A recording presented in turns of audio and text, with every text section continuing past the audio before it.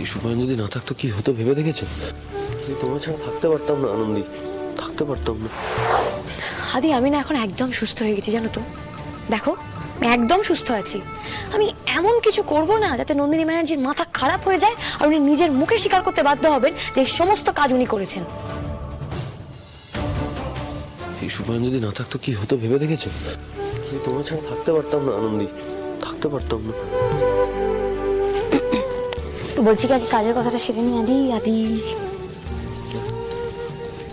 সুপায়নদা, বদলা নিতে তো আপনি ভালোই পারেন, তা সেটা কি শুধুমাত্র লাইরি বাড়ির বিরুদ্ধেই নাকি নন্দিনী ব্যানার্জিকে শায়েস্তা করারও ইচ্ছা আছে?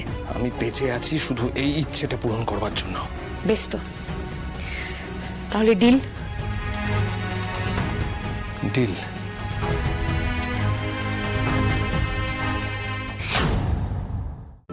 আজই ডাউনলোড করুন আর এনজয় করুন আপনার পছন্দের শো।